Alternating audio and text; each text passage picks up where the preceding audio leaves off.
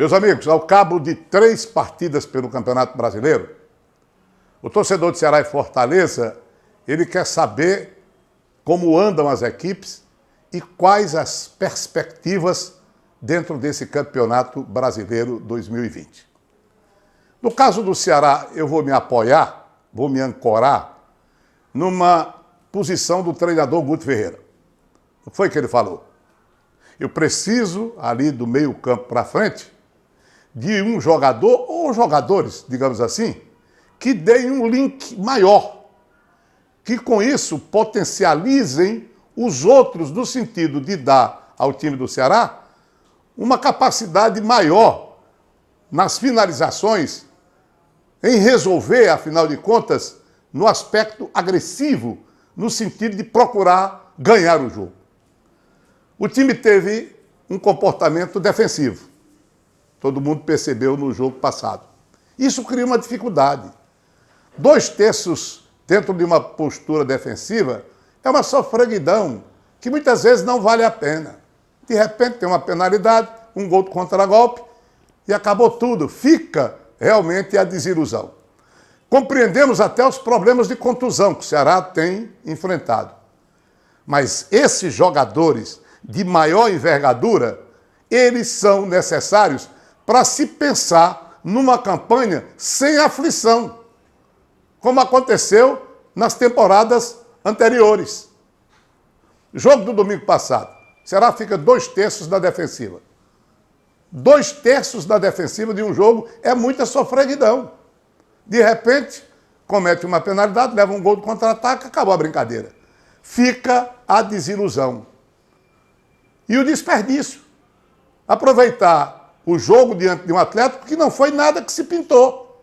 E ele poderia ter tirado proveito disso, como poderia, efetivamente, também tirar proveito de um jogo diante do Grêmio, mesmo forte, mas com uma equipe alternativa aqui. Quer dizer, quem quer pontuar, quem quer partir realmente para uma campanha, como eu disse, sem sofrimento, tem que ter uma envergadura maior. O que faltou, por exemplo, no jogo do domingo passado. Como escalar, por exemplo, Sobis e Lima dentro de uma configuração de contra-ataque. Jogadores que não têm aquele vigor físico, aquela capacidade de decisão. Me parece que nesse ponto houve um equívoco, tanto que Clebão, quando entrou, criou as oportunidades. Aliás, com dose de inteligência um pouco mais acentuada, tanto ele como o Jacaré poderiam ter modificado aquele placar de 2/0, que acabou sendo frustrante. Então, meus amigos, pelos resultados e pelo comportamento do time, eu não diria que é uma situação de desespero, mas que precisa ainda de reparos para dar uma segurança maior para que o time não passe pelos apertos que tanto fizeram sofrer a torcida do Ceará nas últimas competições.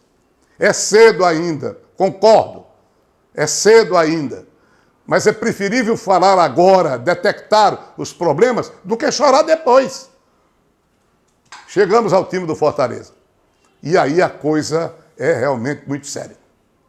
Primeiro porque a queda de produção do time tricolor, ela vem desde a Copa do Nordeste. O torcedor se lembra de um tempo contra o América de Natal e mais nada. E dentro da competição até agora, Fortaleza não consegue vencer, Fortaleza não consegue marcar um gol sequer. No jogo contra o Botafogo, o tricolor atingiu, digamos, o ápice da sua fase que o torcedor não entende.